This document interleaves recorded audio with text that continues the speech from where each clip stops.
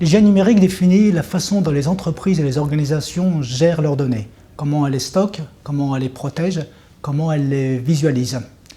À l'ère du tout numérique, il est important que les entreprises aient vraiment une bonne connaissance de leurs données, qu'elles les traitent comme n'importe quel bien de l'entreprise, car ces données ont un coût, ces données apportent un retour sur investissement, mais elles exposent aussi l'entreprise à un certain nombre de risques. Lorsqu'on parle de coûts, à l'heure de la dématérialisation, on a souvent l'impression que la donnée est gratuite, mais c'est loin d'être le cas, ni d'un point de vue financier, ni d'un point de vue écologique. Si l'on parle de valeur, si l'on parle de retour sur investissement, lorsqu'on crée de la donnée, c'est pour en tirer quelque chose, c'est pour en tirer de l'information. D'ailleurs, ça ne concerne pas que les très grosses entreprises, ça ne concerne pas que les GAFA, qui évidemment font des opérations de big data pour analyser les marchés, mais même le particulier, la personne individuelle. Les gens prennent des photos dans la rue et aiment bien les avoir le soir à disposition pour les montrer à leurs amis, à leur famille, pour alimenter des discussions. Et s'ils ne retrouvent pas cette photo, qui est de la donnée le soir, ils sont un peu en peine, même si ce n'est pas la fin du monde. Et puis les risques, on va parler de risques juridiques, de risques industriels et aussi de risques autour de la réputation. Les risques juridiques font face à toutes les nouvelles réglementations que l'on trouve aujourd'hui autour de la donnée. Les risques industriels, on va pouvoir parler beaucoup de tout ce qu'il parle de ransomware.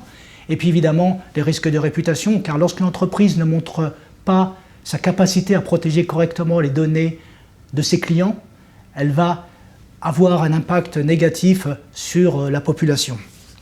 Alors si on en revient aux entreprises, l'hygiène numérique consiste à la fois à un traitement technologique, mais ça consiste bien entendu à une éducation de l'ensemble des employés de l'entreprise.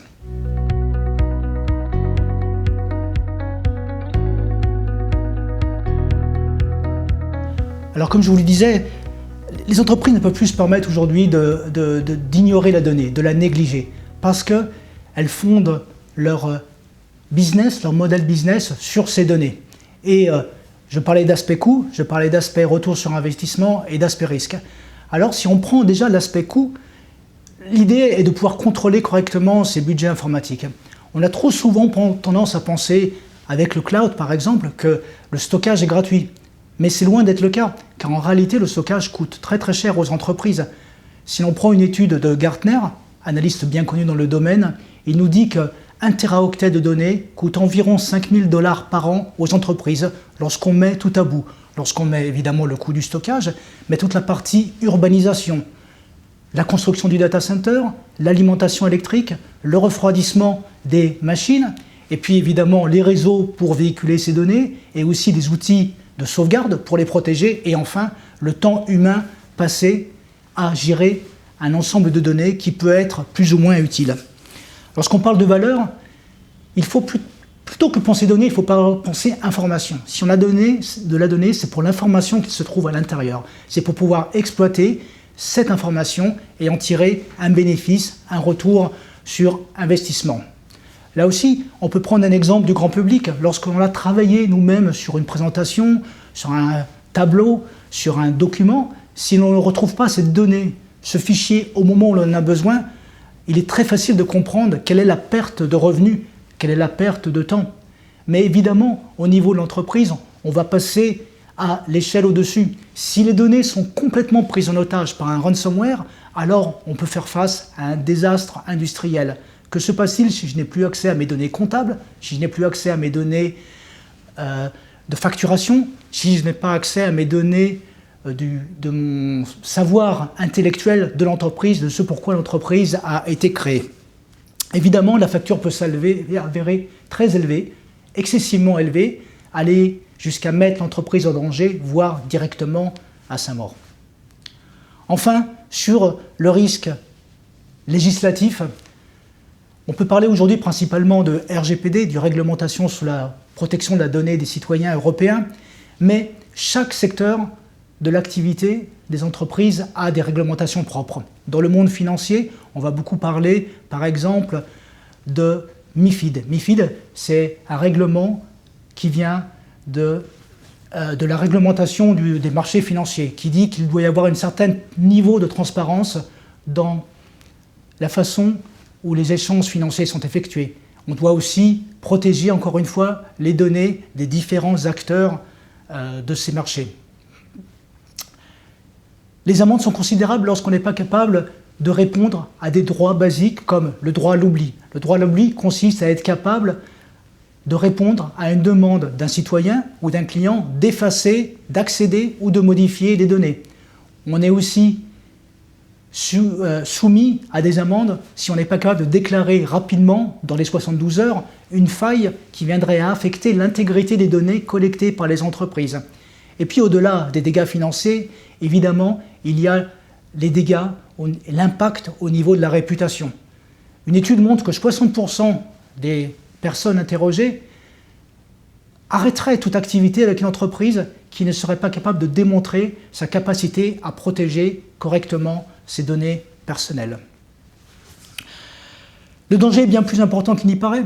Il est important parce qu'aujourd'hui, on le voit, de nombreux cybercriminels attaquer la donnée, puisque c'est là que se trouve la valeur.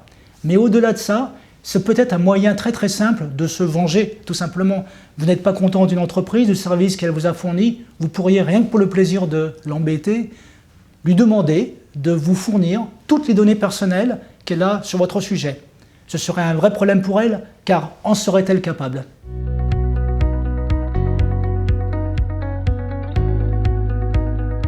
Alors il faut travailler à la fois sur le côté humain et sur le côté technologique. La conformité ne peut être possible qu'avec l'engagement complet de tous les employés d'une entreprise.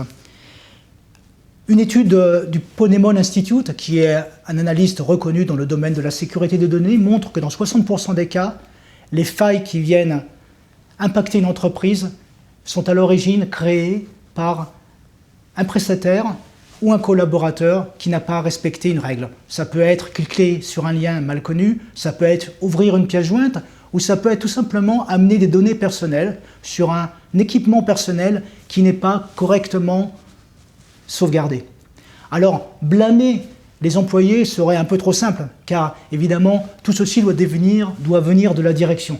La direction doit donner l'information, elle doit donner l'impact, elle doit expliquer pourquoi les données sont importantes, elle doit former ses employés et, si possible, pourquoi pas récompenser les employés qui correctement gèrent ces données, voire à pénaliser, en tout cas à obliger à refaire des formations à des employés qui ne s'y montreraient pas très attentifs. Alors, pour ça, un des moyens, évidemment, le moyen technologique. Les moyens technologiques aujourd'hui sont importants. On va parler évidemment de ce qu'on appelle la défense périphérique, la capacité à protéger des intrusions de l'extérieur dans notre data center, dans nos outils cloud. Mais après, on va parler évidemment des différents tierings de stockage. Ce que l'on appelle tiering de stockage, c'est de stocker la bonne donnée au bon endroit. Certaines données méritent d'être stockées sur des supports chiffrés. Certaines données peuvent se permettre d'être stockées sur des données sur des supports de type cloud, où probablement la sécurité est moins élevée. Et puis certaines données pourraient être tout simplement détruites. Ensuite, au niveau technologique, afin de choisir quel est le bon niveau de stockage, il va falloir les comprendre, ces données. Donc il va falloir être capable de les cartographier, de voir où elles se trouvent, et il va aussi falloir être capable de les classifier. La classification, c'est vraiment le point important, car c'est ça qui nous permet de savoir quelle est la valeur d'une donnée et quel est le niveau de protection qu'elle requiert. Et enfin, lorsqu'on a fait toute l'analyse technologique, il va falloir être en moyen de les sauvegarder et peut-être de créer ce que l'on appelle une protection aérienne. Une protection aérienne, c'est en fait de pouvoir isoler une partie des données dans des salles différentes que le data center. Voilà. Il est bien clair qu'aujourd'hui, l'hygiène des données est vraiment fondamentale pour toutes les entreprises pour éviter des coûts inutiles et pour se protéger de risques, que ce soit des risques industriels ou des risques juridiques. Je dirais que ça concerne tout le monde dans l'entreprise, de la direction à tous les employés. Et je résumerai que pour l'entreprise, l'hygiène de la donnée consiste à faire en sorte que la donnée travaille pour l'entreprise et non pas que l'entreprise travaille pour la donnée.